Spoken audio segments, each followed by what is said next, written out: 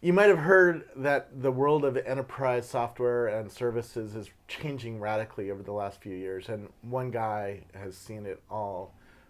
We're going to meet with him and hear how MindTouch is continuing to change how people work together in big companies.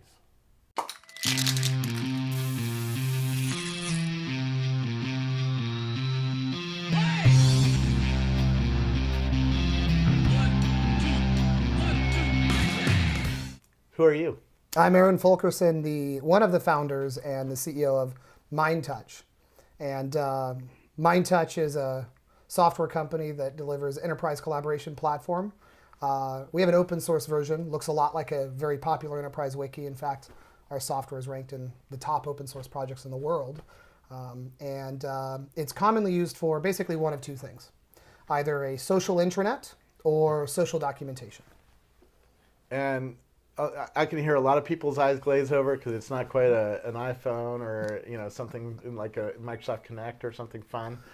Enterprise is a little bit hard to approach, and most people don't really think about it that often. But there's a lot happening in this space, isn't there? Yeah, there is, and one of the things that we've had the benefit of at MindTouch is a really massive installation base of tens of millions of users. It's over 20 million, and we have a couple thousand customers too, but the main thing is having such a massive install base and so many users, you tend to see interesting trends. Yeah. So what are you seeing from the world? I mean, if you told me 10 years ago that another company other than Microsoft would come in and get 10 or 20 million users in the enterprise, I would go, what? How would they do that? In fact, even today, startups are asking me, how do you do what MindTouch has done? Well, I mean, the most important thing is, I could give you the whole, have a great product, obviously, be authentic, be original. And the benefit that we've had is from having an open source build. I mentioned earlier, our open source build was ranked in the top 10 on SourceForge out of 200,000 projects. So it's wildly popular. And some of the things that I'm seeing is, we came to market with a general purpose platform for collaboration in the beginning. And was a enterprise wiki, and then also a platform that you could federate systems and collaborate very easy wiki-style and build applications and rapidly iterate on applications. So we've been in this enterprise 2.0 or social business space. The trend that I'm seeing there is it's increasingly becoming the case that companies are looking for ways to provide a social or collaborative layer over their existing applications and systems. And previously, it's only been through the very large vendors, the Microsoft, the OpenText, these very monolithic heavy stacks, or IBM, that you could achieve this, except it took you 12 to 18 months and very lengthy development cycles to do it, very expensive. We're seeing people do that with MindTouch in a deployment that would take 12, 18 months, a month or three. Yeah. So very quickly, very iteratively. So the social layer is one component that we're seeing. This is the Enterprise 2.0 conference is going on right now. And then the other component we're seeing is companies are looking for a way to be able to quickly develop simple applications, workflows, dashboards, or mashups as they've always been called, and apply enterprise governance to those and have an IT guy who has some control over them. Yeah. And right now there's nobody who's doing that. The new SharePoint does that to some extent with some of their Excel server, project server, some of these tools in their BI tool. But there's not a lot of that out there, a lot of tools for doing that. MindTouch is a great tool for doing that. So on one side, we have the whole Enterprise 2.0 social intranet thing that we're seeing a lot of traction in the enterprise, and MindTouch has really been a leader. And a lot of heat too, right? Everybody from Salesforce Chatter to Jive to social text to social cast. We've interviewed a lot of them. Yeah. But it seems like you guys have found something that those guys aren't really working on, right? You sort of found it by accident, documentation. Who would have known that big companies needed so much help there? So that's really the second scenario or use case that we commonly see. We see the Enterprise 2.0 or collaboration, and then the second one is this bit about that you mentioned around documentation. How do you build communities around documentation? And you're absolutely right. We stumbled into it by virtue of us having such a large install base.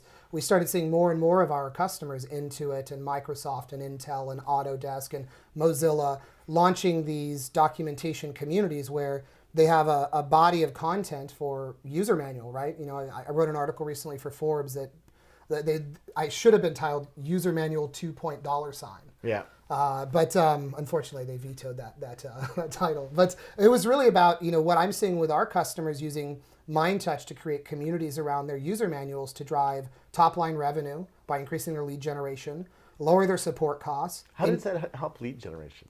So, because manuals, what? Manuals are something you deal with after you buy it, right? Well, Kathy Sierra, I don't know if you're familiar with her, absolutely. but yeah, remember, she talks about, like, you look at the marketing materials and it's gorgeous and beautiful, and then you open up the camera and it's, wow, it's so beautiful, and then you look at the little black and white fine print user manual and it's awful, right? Well, one of our customers just had a product launch today on MindTouch. All of their documentation, so right now it's for 10 of their products, of their 260 products, Autodesk. Originally, it started with one that had a 10 DVD set for their documentation. Yeah. Do you remember insert DVD 6? We all lived through that horrible experience with the documentation.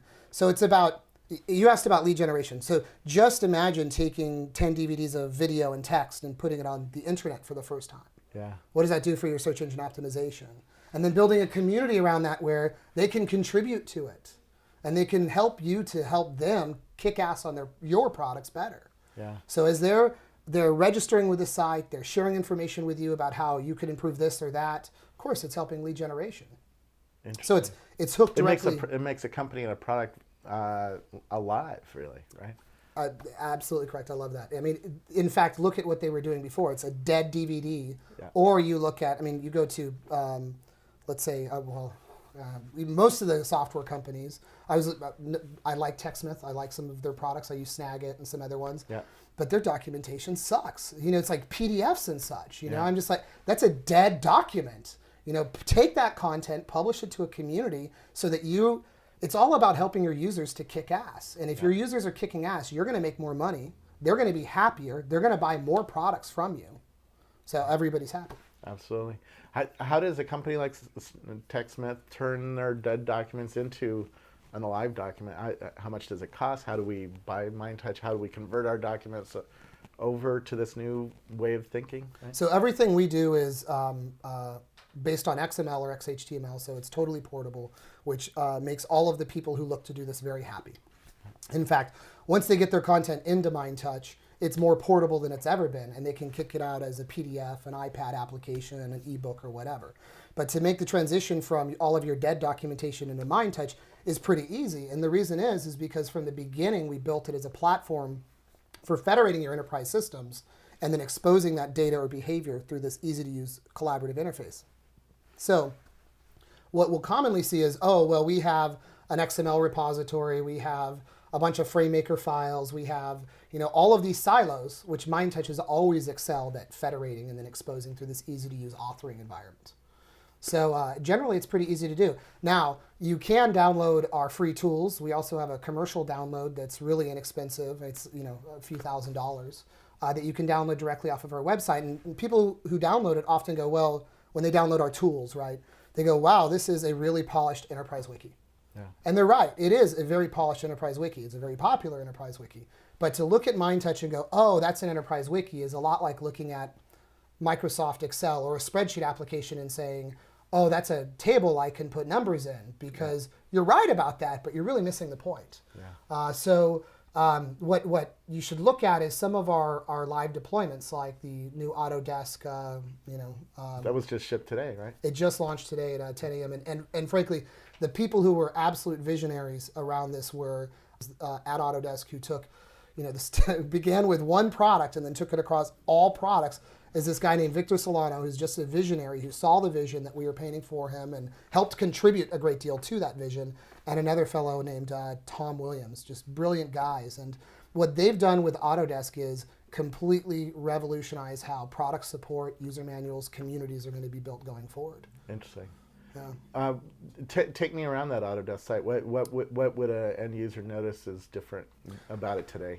So what they've done so far is they've launched 10 of their 260 products. It's in 14 languages. MindTouch has this fantastic capability we call multilingual polyglot that allows the user interface. Is that a marketing term? No, it's kind of more geeky term. I think it's actually a little bit too geeky to be a marketing term, because the marketing people scratch their head when I say that. But what it does is depending upon whatever your language preference is in your browser, it'll change the entire Chrome of the application to that language. Okay. And then also show you, hey, if you're looking for a Spanish article, it'll show you it in Spanish, because you can create a relationship in between all, well, MindTouch is in 21 languages or whatever, but they have 14. So they have all of their articles in 14 languages too. So based on your preferences when you search, that's what you're returned with. Also, the UI of the application is in that language too. Very cool. Some of the other really impressive features are video is a huge component for Autodesk.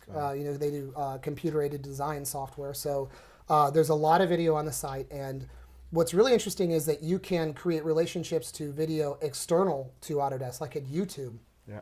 And by virtue of doing that, it shows it inside the Autodesk environment and also creates relationships with other content. So one of the things I failed to mention is that anybody can go to this site and contribute.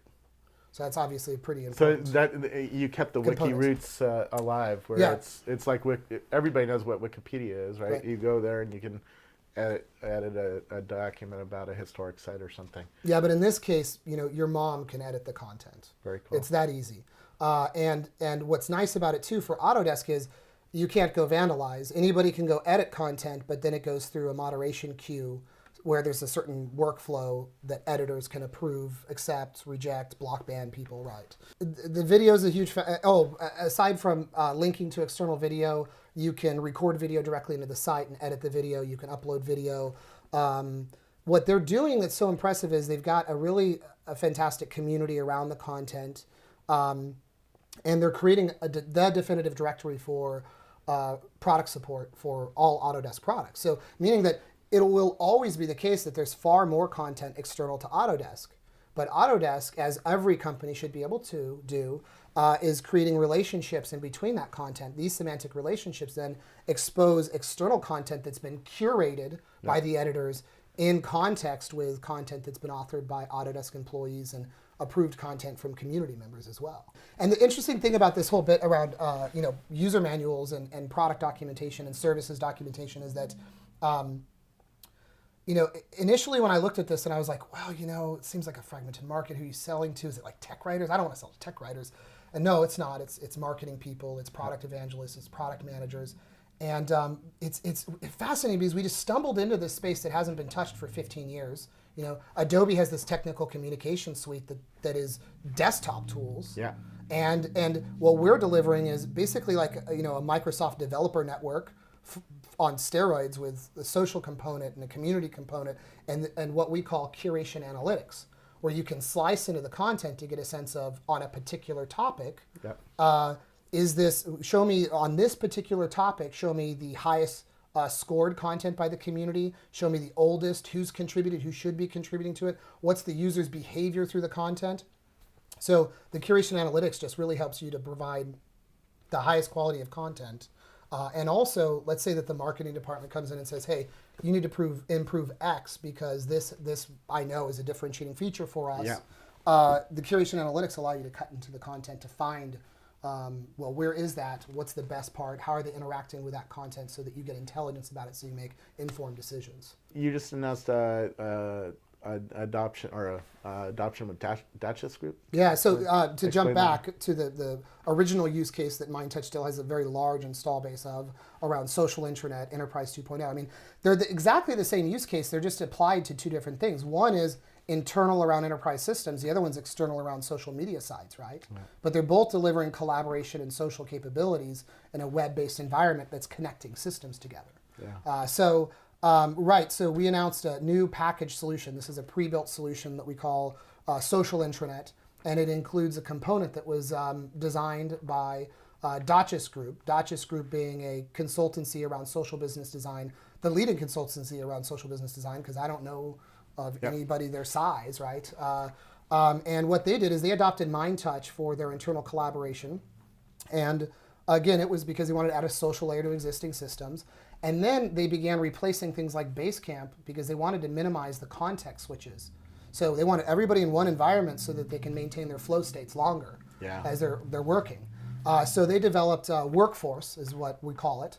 And it includes corporate initiative management, project management, task management. So you have, project tasks people as part of initiatives, and it rolls up into a nice executive level interface that shows dashboards on completion of corporate initiatives. Yeah. They also built an issue tracker and it really dramatically improved a microblogging application that was floating around in our community that actually is better than our current commercial one. Very cool. So it's one of the benefits of open source that we commonly see. I mean, Harmonix, the rock band guys, did the same thing. They came to us and said, hey, we developed all this new capability. We want you to maintain it for us, roll it into your commercial product. Yeah. And we'll become a customer. Yeah. So, and it was, Dotchess was already a customer. They did this development. I took a look at it and I was like, well, this is fantastic application suite, which is, replaced Basecamp and several other things. Let's take it to market. And for them, they said, well, great, because we don't want to maintain it and be the sole maintainers of it. We know that if MindTouch takes ownership over it, then it'll lower our costs of supporting it, and it'll only get better. Yeah. One of the things when I talk to startups, they say it's just so hard to change enterprises. It's hard to, know how to sell into them. It's hard to convince people to change what they're doing. What are you seeing? Are you still getting resistance against the social movement? No, I mean, MindTouch doesn't sell, right? We don't sell software. Yeah. I was just at the Enterprise 2.0 conference. You walk around, you see all these people are selling top down. Now, what we do is we have a free open source version we call MindTouch Core, and you can use it. It's many millions of people do. It's very popular. We have MindTouch Platform, which is an improved commercial version of that has additional capabilities. We have MindTouch Technical Communication Suite, which is a specialized version just for this use case around user manuals. And then we have more packaged solutions that we do sell to executives. But we don't go outbound and sell to executives. We've created a pull on our product, and people come and talk to us about, well, look, we saw that you've got this. We'd like to deploy this. HCA is a Fortune 100 healthcare. It's the largest healthcare provider. Perfect example. They're a very large customer of ours. We're all over the place, and they started off a few years ago using our open source, and pretty much everything we brought to, actually, I can say definitively, every single thing we brought to market, they bought in more than they bought several of. Yeah. So I think the thing is it seems like that the successful people in terms of attacking the enterprise have done that, right? They've worked in the back door, gotten small deployments. People try it with 20 of their coworkers. It works out. Then they start, spreading it like a virus. Mm-hmm. Well, I mean, MindTouch. Most people are surprised by this. We are not venture capital backed, so we bootstrapped the company. Wow. And you can go top down. There's plenty of people out there who are selling, several $100,000, out of the gate. I'm going to go in and sell $500,000 of enterprise software. You can do that, but it is not a capital efficient model. Right. So it's very, very expensive to do that.